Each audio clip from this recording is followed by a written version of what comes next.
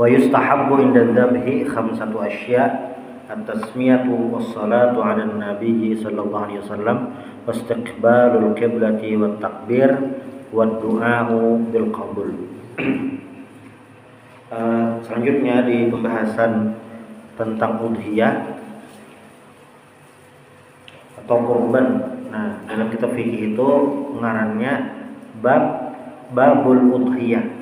Kita mengartikan kurban. Wa yustahabbu 'inda dzabhi khamsatu asya'. Dan disunahkan saat menyembelih itu khamsatu asya', ada 5 macam, 5 buting, 5 gawian yang disunahkan waktu menyembelih. Berarti ini lain kewajiban.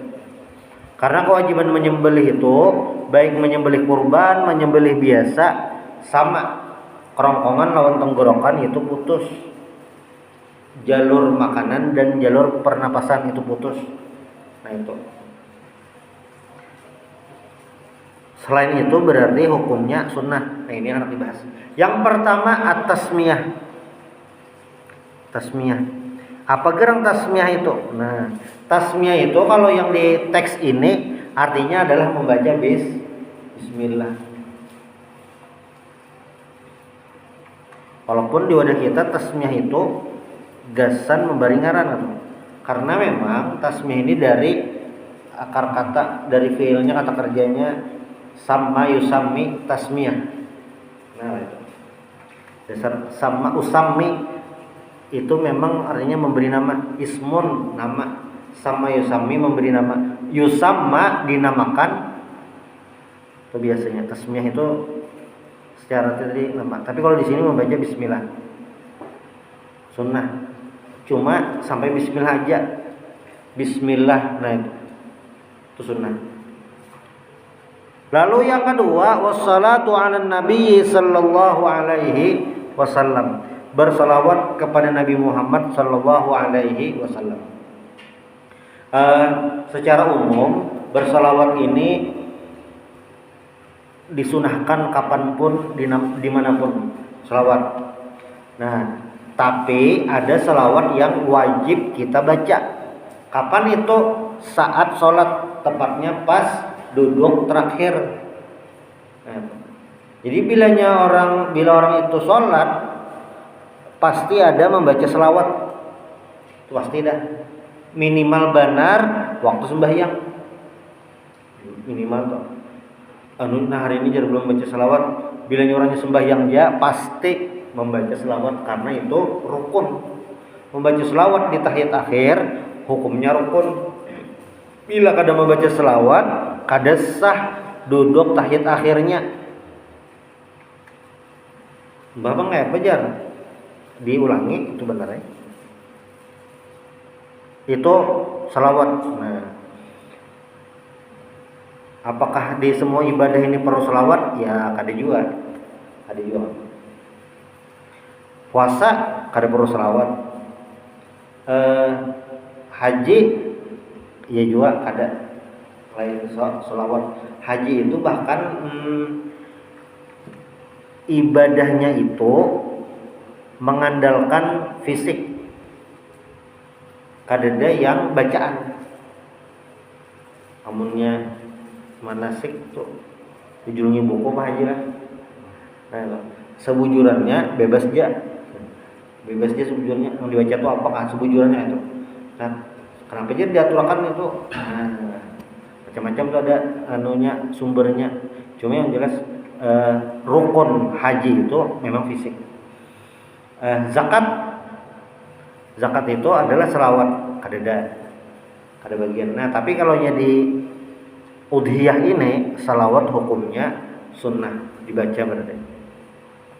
Lalu yang ketiga wastiqbalul qiblah, menghadap kiblat. Menghadap kiblat ini hanya perlu dilakukan waktu sholat. Maksudnya yang mempengaruhi sah atau tidaknya ibadah tersebut berhubungan dengan menghadap kiblat itu adalah ibadah sholat. Selain ibadah sholat, menghadap kiblat ini disunahkan ya. Misalnya apa? Mengaji bagusnya menghadap kiblat. Belajar bagusnya menghadap kiblat. Begitu guring bagusnya menghadap kiblat. Kepala di kiblat itu berarti kepala sebelah sini. Kepala sih. Ini kepala, ini bates. Kiblat sana. Nah, berarti kepala ada situ. Miringnya. Sunnahnya kayak itu. Cuma yang wajib menghadap kiblat atau syarat sah sembahyang, syarat sah ibadah itu hanya sholat. Ini bilanya jelas benar kiblatnya salah, maka sembahyangnya kada sah. Nah kali inilah, ini dasar ada kayak itu di daerah Banjarbaru, kiblatnya itu salah. Atau apakah bulan masjidnya ulun hati masjidnya tuh sama kayak jalan tuh kayak ini, nah masjid ini sama rata. Ada tahu entah mau pati jalan kah? Nah waktu bulan tuh nggak paham juga. Diperiksa orang kan salah, lalu dipadahakannya sudah pengurus mengaras ke daun. Amun salah sedikit ya, ini kan ini lurus lah kiblat kita nih. Amun mencong-mencong kayak ini nah, ada dirubah ya kurang lebih ya. Kamu nyenang kayak ini, masjidnya tuh kayak itu jar. Nah, ya kan masjid kita, langgar kita tuh kan ada pengimaman. Jadi gesernya tuh jauh benar, bisa sampai 45 derajat kalau apa. Cuma pengurusnya kadang akan mengganti. Nah, itu ngalinya itulah sembahyang 5 waktu salah, sembahyang Jumatnya salah juga berarti. Kali benar tuh deh. Tuh, padahal sederhana aja menghadap kiblat nih. Tapi itu mempengaruhi sah atau tidaknya sholat. Kalaunya dalam udhiyah, hukumnya sunnah menghadap kiblat. Mengubur, iya juga. Mengubur ini malah bilanya salah, bongkar, baiki supaya menghadap kiblat. Nah, ini berarti penting menghadap kiblat karena kalau sembarangan. Salah mengubur kiblatnya. Bilanya di komplek pekuburan, insya Allah rata-rata sama aja bang menghadap kiblat. Kada ada masalah. Kecuali yang daerah hanyar membuka, nah yang kiblatnya dilatih. Itu 3 dah sunnahnya. Sunnah tadi menyembelih. Lalu yang keempat at-takbir, bertakbir. Makanya renjak bismillahi Allahu akbar disambung. Kenapa jar kada pakai ar-rahmanir-rahim? Nah, karena ini momennya menyembelih, menyesuaikan. Kan bacaan zikir kita, kalimah-kalimah thayyibah itu menyesuaikan momen. Ada yang meninggal, innalillahi wa inna ilaihi raji'un. Ada sesuatu yang mencengangkan, masya Allah atau subhanallah. Gembira, alhamdulillah. Itu apa ya? Hal yang di luar kekuasaan kita, la haula wala quwwata illa billah. Nah, itu menyesuaikan. 4 dah lawan takbir. Lalu yang kelima, wa doa bil qabul, doa untuk diterima. Nah, doa bil qabul ini walaupun disunahkan saat berkurban, tapi sebenarnya juga harusnya kita pakai di ibadah-ibadah yang lain. Makanya rencak pas bulan puasa itu doa yang kita baca tuh nah, Allahumma taqabbal witir, Allahumma rabbana taqabbal minna salatana, minta di salat qiyamana wa qur'ana sujudan wa khasyana wa tadarruna wa ta'abbudana, minta diterima seberat. Karena apa? Karena ibadah yang kita gawe tadi kan hanya untuk sampai maghrib. Nah, apakah langsung diterima? Diseleksi dulu kan ibadah kita seberatan. Jadi sebenarnya ibadah itu ada dua pintu seleksi. Satu, pintu seleksinya dalam hal ranah fikih. Syarat ketentuannya sudah digawe bujur atau ada. Wudunya sudah pas lah. Bajunya sudah menutup auratkah kada. Gerakannya sudah pas lah. Rukun sembahyangnya sudah pas lah. Itu yang pertama. Ini bilanya sudah terlaksana, sudah sah, sudah gugur kewajiban sholat, aman dah. walaupun kada pasti juga lagi diterima. Lalu yang kedua, nah ini yang kenapa kita harus doa bil qabul. Kalau yang udhiyah ini kan berkurban ini disunahkan doa bil qabul, ibadah lainnya kita harus berdoa juga sejujurnya. Karena sholat yang sudah dikerjakan itu karena diperiksa hatinya, apakah sembahyangnya ikhlas atau riya minta lihat atau sum'ah minta didengar, kada jadi di cancel. Atau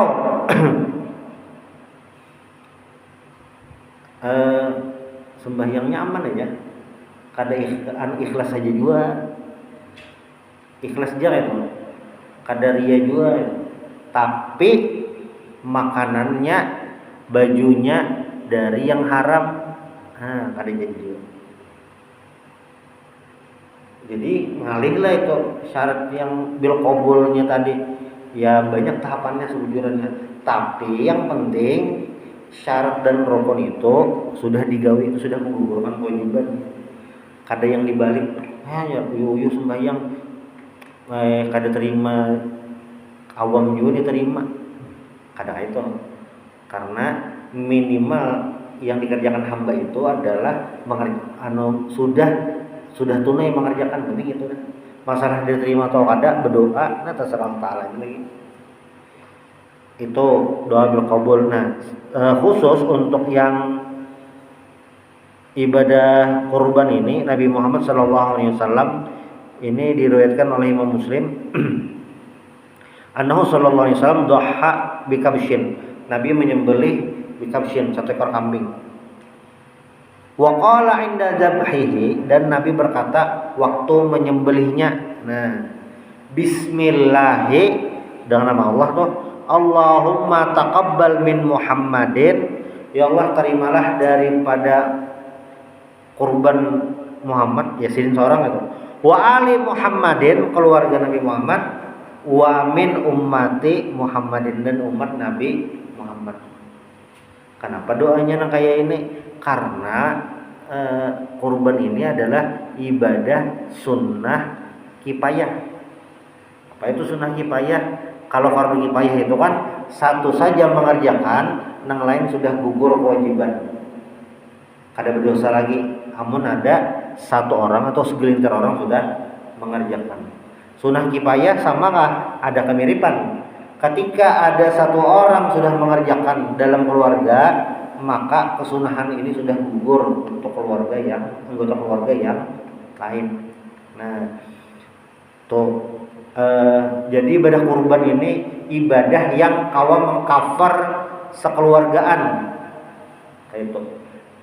Ibadah kurban ini adalah ibadah yang kawa mengcover yang berkurban orangnya seikung aja. Ibadah kurbannya ini kawan dibagi-bagi pahalanya. Nah itu gasan seapa sekeluargaan kawa, gasan apa lagi, gasan sekomplekan kawa juga, tapi atas namanya si komang, jangan atas nama uangnya. Alhamdulillah jarang nyumbang sapi, atas nama siapa, bahan komplek bersama bang, dicek orangnya 70 ikung. Secara fikih kada pas, babangnya apa nang pas, misalnya ketua RT atas nama misalnya Pak Haji Suhudi. Nah, karena Pak Haji Suhudi atas nama Siden pas menyembelih atau nah nyar doanya atau niatnya pahalanya dibagi sekomplekan. Nah, kalau itu kan ada masalah. Secara fikihnya itu sudah selesai, pahalanya dibagi-bagi gitu. Ini beda lawan sembahyang kita wajib atau ibadah sunnah yang lain, puasa misalnya juga. Ulun ya sembahyang isya nih pahalanya ulun bagi asur rumahan. Nah kada rumusnya kada itu. Atau karena kan ada puasa hari Arafah. Puasa hari Arafah kita di rumah ada dalam puasanya. Ulunnya hari puasa hari Arafah. Kebetulan untuk hari Kamis mah insyaallah. Puasa ulun selajur puasa hari Kamis. Nah, pahala puasanya nih ulun bagi pang serumahan. Kadang itu rumusnya ada. Nah, ini akan berbeda kalau mengirimkan pahala gasan yang sudah meninggal. Beda lagi ya tuh. Karena dahulu kuitan itu ada pernah kada puasa, puasa Ramadan keringat atau karena garing lalu kada tebayari padahal kawa tebayari.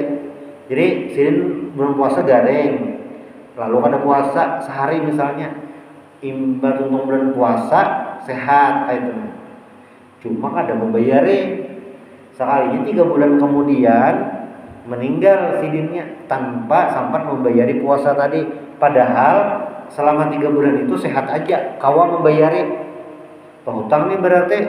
Nah maka si ahli waris kawa membayarkan puasa pahalanya diniatkan gasan membayari hutang puasa yang kuitan itu kawa. Ibadah kurban ini agak unik atau kita menyembelih kawan dibagi-bagi pahalanya. Makanya sini wa ali Muhammadin wa min ummati Muhammadin itu harus ada. Nah, wa amma salatu ala nabi sallallahu alaihi wasallam fa li'annahu mahallu syar'in fihi dzikrullah ta'ala fa yushra fihi dzikru nabiyhi sallallahu alaihi wasallam bis salati alaihi. Jadi tadi kan yang di nomor 2 itu disunahkan membaca salawat karena momen berkurban ini adalah momen sakral, maka disisipi juga dengan membaca salawat. Jadi momen-momen penting itu kenapa harus diselingi dengan bacaan, zikir atau macam-macam supaya kita tetap berada di jalur yang lurus sesuai harapan daripada syariat. Nah, wala yaqulu habis dah tentang sunnah kurban. Lalu yang berikutnya wala yaqulul mudahhi syai'an minal udhiyatil mandzurah wa yaqulu minal udhiyati al mutatawwi'i biha. Nah ini ingin